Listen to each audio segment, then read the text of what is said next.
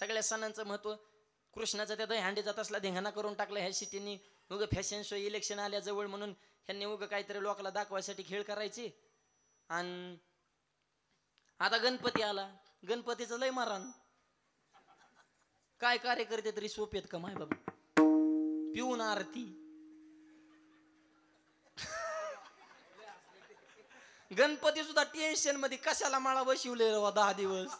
गणपतीला सुद्धा कर्म नाही आपल्यात म्हणे. बिड्या फुकून आरती कुठं असते का? टेजच्या खाली पत्त्या. ही गणेश सोय का? अरे काय सणन, काय त्याचे उत्सवन, काय त्याची पवित्रता आपण ठेवली. जरा आपलं बी थोडं आत्मचिंतन करणं हे गरजेचं आहे. विडाल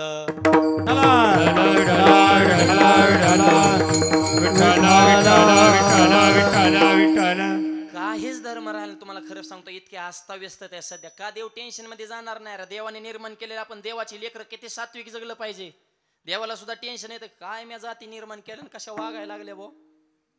हाय का 10 मिनिटं टीव्ही बघा, तुम्हाला खरं सांगतो कर म्हणतंय का सांगा बरं. 10 मिनिटं काहीच चांगलं नाही. धाराधारी वाडावडी आपटापटी उचला उचली पळापळी भुकाभुकी थुकाथुकी. हे आला आणि ते गेला, हे वाकला, हे भुकला, हे थुकला, गेली गेली गेली आली आली राहिली राहिली धरा धरा वाडा वाडा. अरे काय धिंगाणा लावलाय. राजकीय लोकांनी तर निष्ठा पुरी मातीत घातली. कार्यकर्त्यांचा नुसता अरे कार्यकर्त्यांनी किती गुलाम हवं ह्याला बी जरा विचार करा. अरे किती चाकरी करायची एखाद्याची. अरे तुम्ही आई बापाला जे हरी घाला ना मोठ्याचं बिल्ल राहून फिरायचं आपण. अरे आपल्याला काय स्वाभिमान आहे का नाही? टीव्हीला बघता कार्यकर्ते जरूर व्हा पण गुलाम होऊ नका. घरधंदा बघा जरा, आई बापाची सेवा करा, शेती भीती पिकवा जरा, पोरांच्या शाळा फिळा त्यांना शिकवा जरा. टपरे भिपरे टाकून व्यवसाय करायचं, कवर माग बोंबलत फिरायचंय. सगळा माल ती दाबी देतात. आपल्याला आहे का बीडीला पैसे राहिलेत का?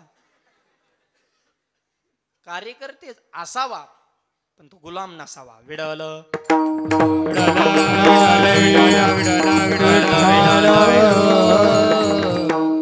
आणि आणखी एक वाक्य बोलतो. राजकीय लोकांनी तर मायबाप शब्दाची मर्यादाच ठेवली नाही. खरं सांगा, काय पूर्वी राजकारण तत्वाचं राजकारण होतं मायबाप. अच्छा, शब्दाला एक मर्यादा होती अण्णा, सीमा होती, लक्ष्मण रेषा, त्याच्या खाली माणसं येत नव्हती. काय बोलत येतंय राव.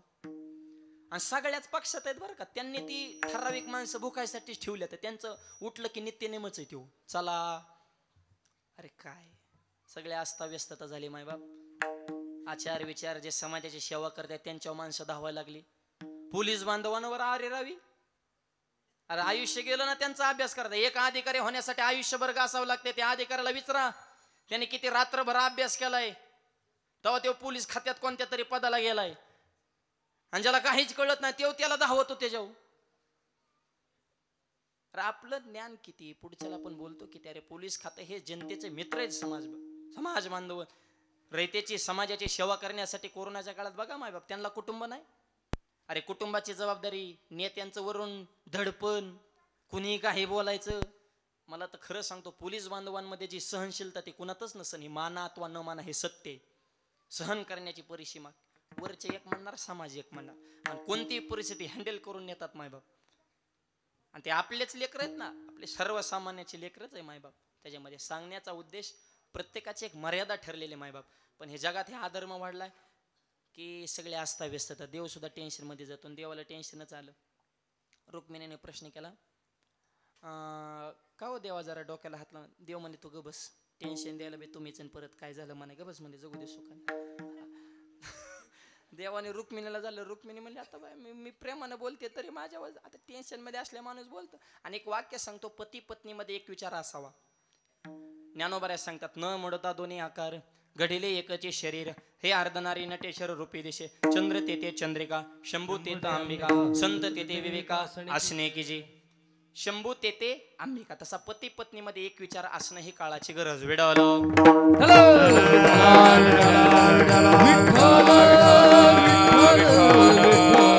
आणखी एक वाक्य पुढचं बोलतो, शेतकऱ्याचा 70% प्रपंच शेतकऱ्याची बायकोच हँडल करते. शेतकऱ्याच्या बायको इतकी सहनशीलता, खरं सांगतो इतकी सहन करण्याची क्षमता कुणामध्येच नाही मायबाप. फार सहन करतात तेवढा शेतकरी सुद्धा सहन करू शकत नाही. कस काय? आतापर्यंत महाराष्ट्रात इतक्या पुरुष शेतकऱ्यांना आत्महत्या केल्या, एका तरी महिला शेतकऱ्यांना आत्महत्या केली का? वाजवा टाळ्या जरा स्त्री शक्तीच्या नावानं. तुम्ही वाजवा, तुम्ही जरा कौतुक करा माऊल्यांचं.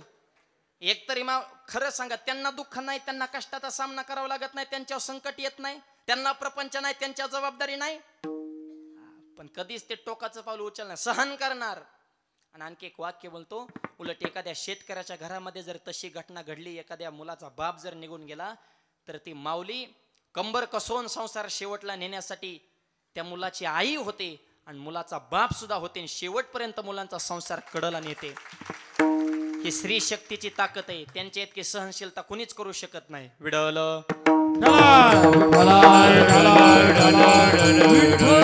आणि शेतकऱ्याची बायको म्हणजे साक्षात लक्ष्मीच. तुम्ही म्हणता मग नोकरदाराची कोण आहे? ती सरस्वती. शेतकऱ्याची लक्ष्मी, नोकरदाराची सरस्वती. शेतकऱ्याची बायको साक्षात लक्ष्मीच माय. शेतकरी सकाळी 7 ला दूध घालायला गेले, दुपारी 12 वाजता रानात येतो, पण 7 ते 12 मध्ये स्वतःचा आवरून, मुलांचा आवरून, सासू सासऱ्याचा आवरून डबा बांधून त्या रानात असते. 11 वाजता लक्ष्मी म्हणून तर म्हणतात, पाय लक्ष्मीचे हाती आहेतच ह्यांच्यात ताकद. एक विचार मात्र, शेतकऱ्याच्या नवरा बायकोची कधी भांडणं होत नाही. चुकून झाली, नवऱ्याने ठोका टाकू त्या, फुसफुस करते, रुसून जाते, दाहरा काढाय परत महागारी. शेजारी म्हणजे 1.5 महिने येणार नव्हते, 1.5 तासात कसं काय म्हणे, त्यांचं ऐकून काय दुधाचं नुकसान करू का, मग मर कर काम. ही आतुरता, चिकाटी, जिद्द, मेहनत करण्याची तयारी फक्त आमच्या स्त्री शक्तीमध्ये आहे. म्हणून आपल्या शेतकऱ्यांच्या कडक टोप्या येतं, जरा त्यांचे सुद्धा कधीतरी आभार माना.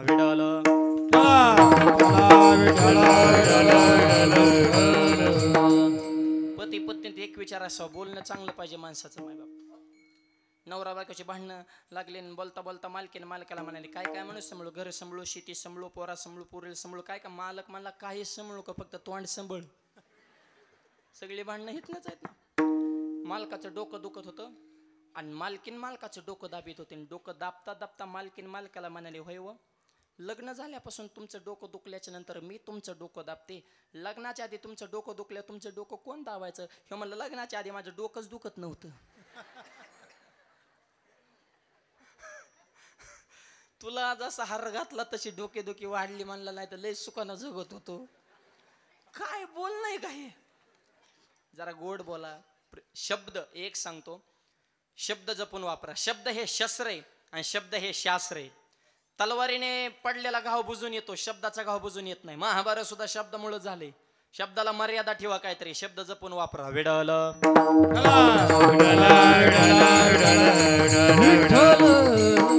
देव म्हणले रुक्मिणीला, तुझा म्हणले मला टेन्शन आले, मला इथं कर्म नाही. रुक्मिणी म्हणली, आता काय करावं, आपल्याला तर काहीच बोला ना. आणि एक वाक्य सांगतो, देव मनातलं काही बोला ना. रुक्मिणी म्हणली, आपल्यापाशी ही बाबा काय बोलणार नाही, आपल्याला नामदेवरांना बोलावं लागेल, कारण लाडका भक्त आल्याशिवाय जीवलग माणसापाशीच माणूस मोकळा होतो बरं का. आणि माझी एक विनंती सगळ्यांना, जरा मोकळं व्हायला शिका, बोलायला शिका. इतकं दडपण आणि इतकं टेन्शन आणि इतक्या आत्महत्या वाढल्या तर माणसं बोलायलाच तयार नाहीत. व सगळं साचवून साचवून नुसतं जाम झाले. सध्या कलियुगामध्ये माणसाला जगण्यापेक्षा मरण चांगलं वाटू लागलं, रोज आत्महत्या होतात. हा कलीचा महिमा फार वाईट आहे. जरा मोकळं व्हायला शिका.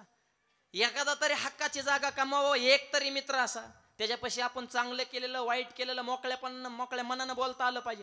एक तरी जागा कमवा, एकच बरं का, लय नाही.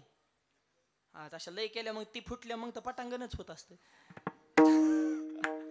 एक हक्काचा माणूस पाहिजे, तिथं माणसाला मोकळ्या मनानं बोलता आलं पाहिजे. त्याच्यामुळे माणूस त्या बदल्यात आत्महत्या वगैरे होणार नाही, दडपण येणार नाही. माणसाला बोललं पाहिजे, मोकळं झालं पाहिजे. देव काय बोला ना.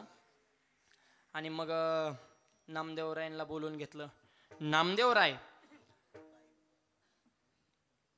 विडल विडल विडल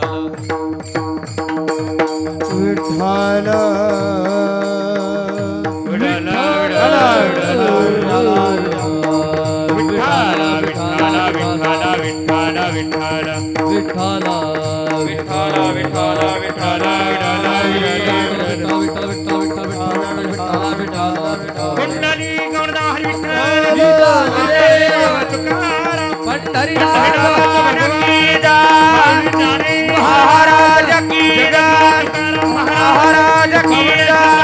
हनुमान की जय, सद्गुरु महाराज की जय.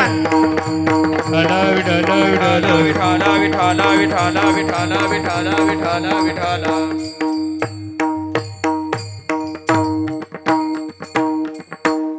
नामदेवर आले. पांडुरंगाचा नामदेवरांचा संवाद सुरू झाला आणि नामदेवरांपाशी देवानं बोलायला सुरुवात केली. देव नामदेवरांपाशी आपलं मन मोकळं करतात, हक्काची जागा. आणि मग देव म्हणतात नामदेवरांना, नामा पंढरपुरात कर मनाच म्हणले, जरा थोडासा रिलॅक्स मूडवर जा वाटतं, जरा थोडा आरामच करा, लेच दगदग झाली म्हणले, धावपळण टेन्शन पळापळण हे जग चालवायचं सोपं, मला विश्रांती भेटल असं एखादं ठिकाण सांगा. नामदेवराय म्हणजे तुम्हाला जर आराम करायचा असेल थाप मारा. नामा मने देवा चला तया ठाया. नामा मने देवा चला तया ठाया.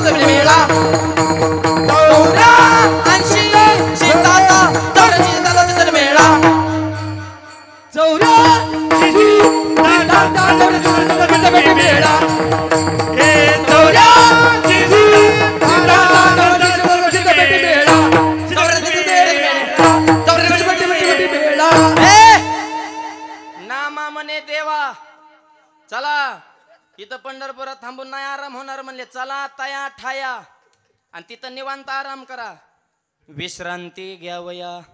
कल्पवरी गाव आळंदी हे गाव पुण्यभूमी ठाव दैवताचे नाव सिद्धेश. तुम्हाला आराम करायचा असेल तर आळंदीला जावं लागेल. आळंदी हे गाव हरीचं आहे का हरिदासाचं? आळंदी गाव कोणाचं आहे? हरीचं आहे का हरीच्या दासाचं आहे? हरिदासाचं आहे. मग हरीला सुद्धा विश्रांती घ्यायला हरिदासाकडे जावं लागतं, म्हणून तुकोबारा मागणी करतात, हरिदासाची घरी मज उपजवा जन्म. पुन्हा पुन्हा पुन्हा पुन्हा हरिदासाच्या घरी जन्म द्या. हरिदासाच्या घरी फक्त काय मग वंश परंपरेने जन्म मागितलं सगळ्याला कसं शक्य आहे? नाही. त्याचा दुसराही अर्थ असा आहे, हरिदासाच्या घरी जन्म द्या याचा अर्थ मला हरिदासाची संगत घडू द्या. फक्त वंश परंपरेनेच मला पाईक बनवा असंही काय नसतं बरं का. पैठण निवासी नाथ महाराज ऐका, हरिदासाच्या घरी नेमका कोणत्या अर्थानं हरिदासाचं घर मागितलं हे सांगतो, चित्त देऊन ऐका.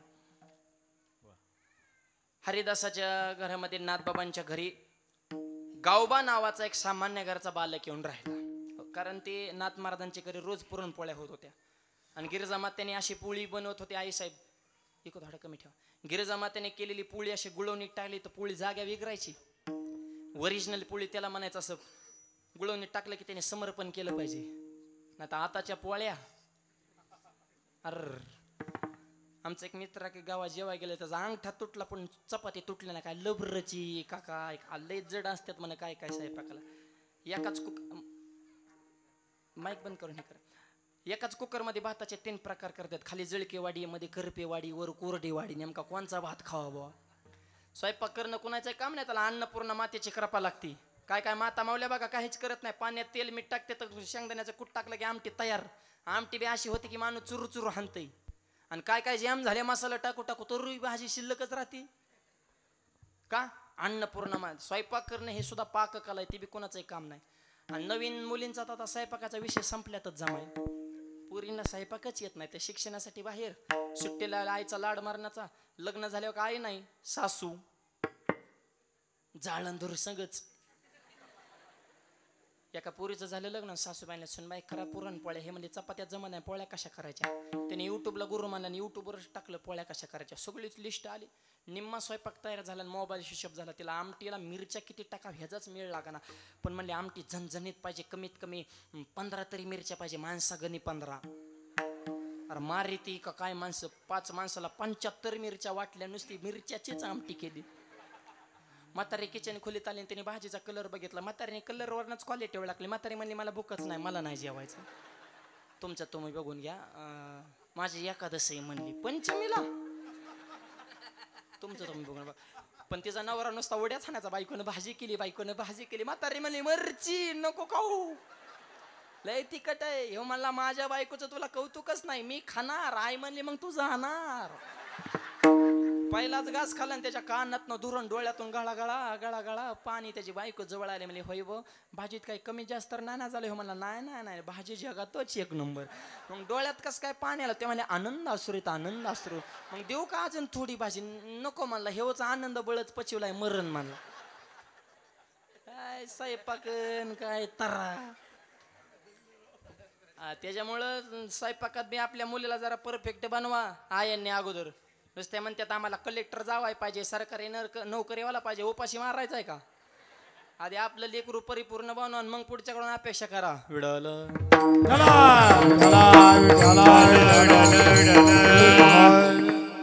गिरजा मात्यानीचं काय स्वयंपाक, अशा पोळ्या, त्या पोळ्या खाण्यासाठी गावभर रोज तिथं हरिदासाच्या घरी. पण नाथ महाराजांचा जो मुलगा होता हरी पंडित, आता तो बी हरिदासाच्या घरीच आहे बरं का, नीट ऐका फरक सांगतो. हरी पंडित बी नाथ महाराजांचा मुलगा, तोही हरिदासाच्या घरीच आहे. आणि गावबा हा पोळ्या खाण्यासाठी आलेला, तो बी हरिदासाच्या घरीच आहे. हरिदासाच्या घरी म्हणजे फक्त वंश परंपरेने नको, ज्ञान परंपरा, त्यांच्या विचाराची परंपरा, त्यांच्या संगतीची परंपरा, या अर्थानं म्हणले हरिदासाचे घरी, म्हणजे त्यांची संगत मला मिळावी. आता नाथ महाराजांचा मुलगा हरी पंडित 4 वेद 6 शास्त्र 18 पुराण त्याच्या उलटी पाठ होती. त्याच्यामुळे तो जे हरीच कोणाला घालीत नव्हता. हा तो विचित्र माणूस होता. आणि मी एक सांग का, ज्ञान किती ह्याला किंमत नाही, तुम्ही नम्र किती आहात ह्याला किंमत आहे. हा वाकायला शिका. लोक म्हणते शिकला तेव टिकला, हा वाकला तेवच टिकला. हे 2 हात लोकांना असे उगारून तुम्ही जग जिंकू शकत नाही. पण 2 हात जर एकमेकावर आणले, जे हरी घातला तर हजारो लोकांच्या हृदयावर तुम्ही राज्य करू शकता. त्याच्यामुळे असं करण्यापेक्षा असं करा. नम्र झाला भूता तेने कोंडिले, म्हणून तो आमचे तुकोबऱ्या म्हणतात लहानपण दे गा देवा, लहानपण दे गा देवा, लहानपण दे गा देवा, लहानपण दे गा देवा, मुंगी साखर रे तारा, टाळी टाळी टाळी साखर रे तारा, दे गा देवा, मुंगी साखर रे तारा, आई राव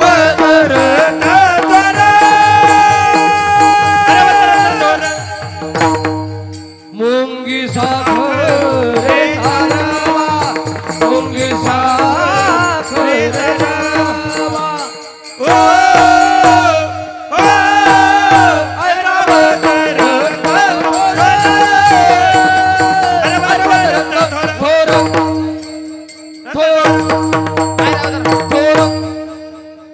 लहानपणा देगा देवा, मुंगे साखरेचा रवा. मुंगे होऊन साखर खायची. नम्रता फार. महापुरे झाडे जातीन ते तेला वाळे वाचते. ज्याला इलेक्शन मध्ये निवडून यायचे त्याची कामं थोडी कमी असली तरी चालते, आणि फक्त नम्रता महत्वाची. जे हरे जे हरे, लोकांना तीच पाहिजे सध्या. कामाचा निवडून येण्याचा काही संबंध राहिला नाही. उलट जास्त काम केल्या लवकर पडत आहे सध्या.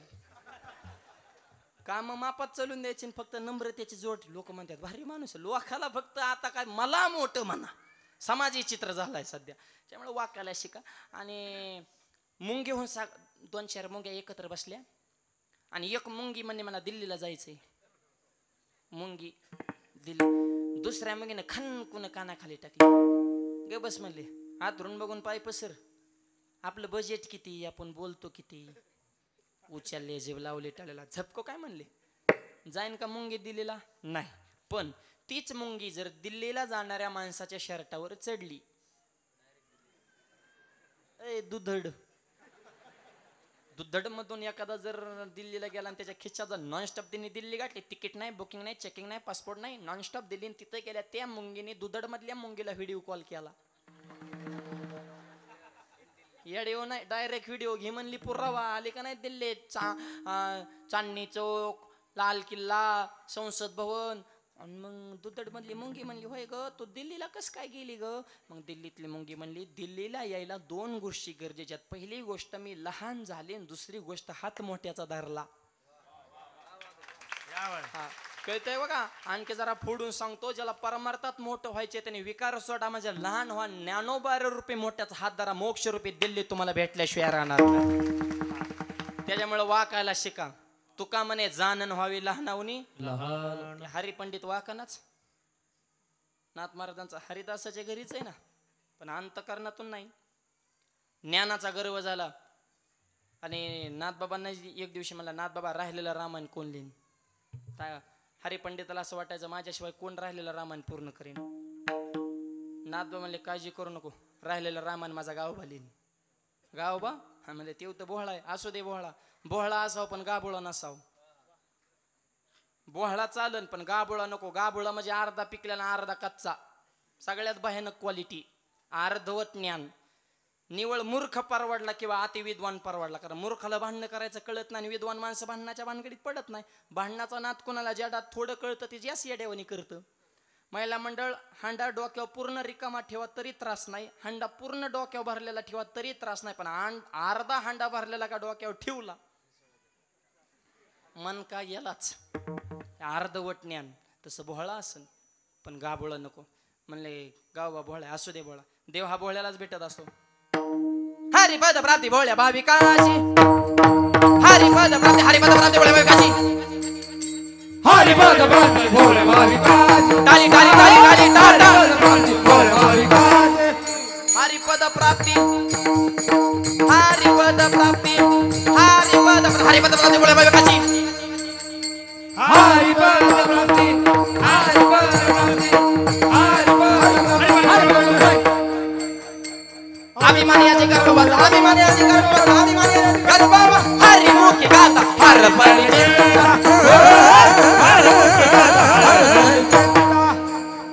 अभिमानियाचे गर्भवासा, अभिमानियाचे गर्भवासा, अभिमानियाचे गर्भवासा, हरिमुखी गाता हर परी चिंता, हरिमुखी गाता हर परी चिंता, हर परी चिंता, हर परी चिंता.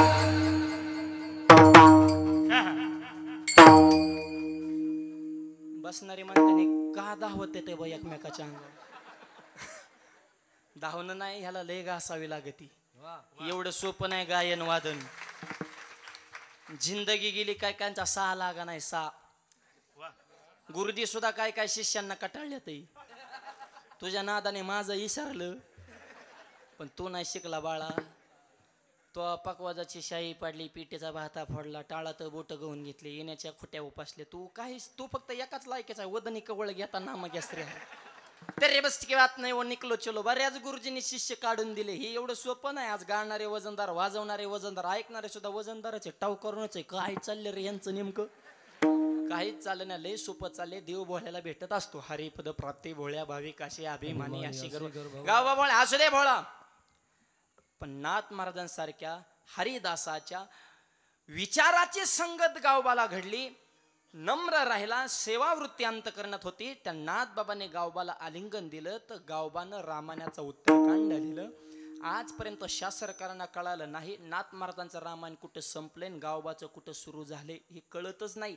नाथ महाराजांनी इतकीच पॉवरफुल भाषा त्याच्या वाणीमध्ये निर्माण झाली का हरिदासाच्या घरी हरिदासाच्या विचाराची संगत त्या गावबाला घडली. आणि हे हरिदासाच्या संगतीचा फायदा म्हणून तुकोबरे म्हणतात, द्यायचा असेल तर हेच द्या. मनसी काही मागा, मनसी काही मागा, मनसी काही मागा,